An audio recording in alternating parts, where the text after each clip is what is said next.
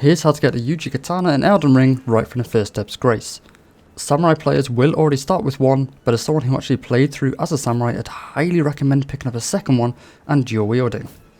We are heading into a dungeon, however it's such a low level area you shouldn't have any problems getting a weapon. You also don't even need to kill the boss to obtain a weapon, so you can always just ignore the enemies and run past. Something I didn't think about until I began editing this video.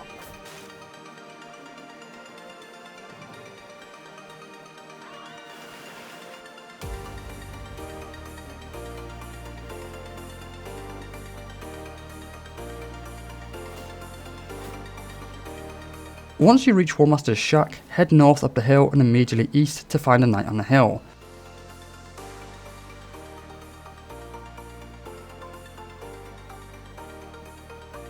I killed it, well, because I can. But you can just ignore it and carefully head down the cliff behind him. Once at the bottom, follow the wall until you see this gold glow. That's actually the entrance to the dungeon.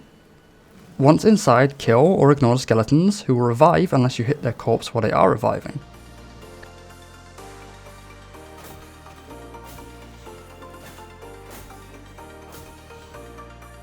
Head down the stairs and double back on yourself to see a few skeletons and a side passage.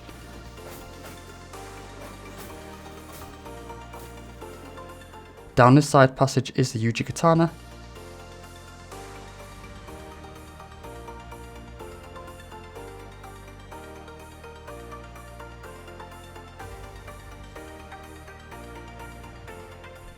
And as I said earlier, you do not need to kill the boss, but I was curious how level 4 Mimic would do.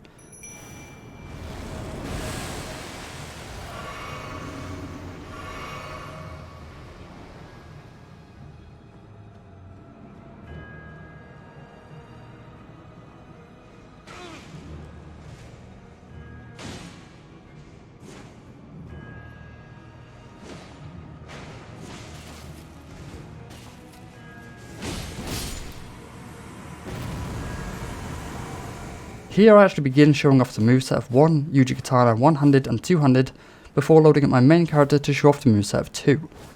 I actually recorded the dual wielding first before realising I don't have the original Ash of War on either one of them anymore.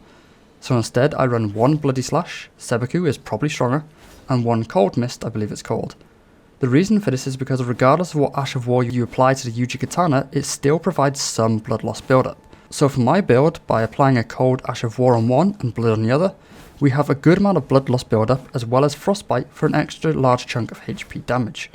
Plus, when I got too frustrated, I would just pull out the Mimic and both frostbite and blood loss would build up extremely quickly.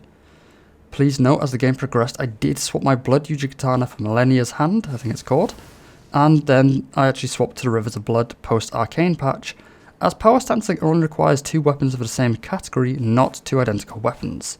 I did, however, use my cold Uchigatana from the beginning to the end of the game.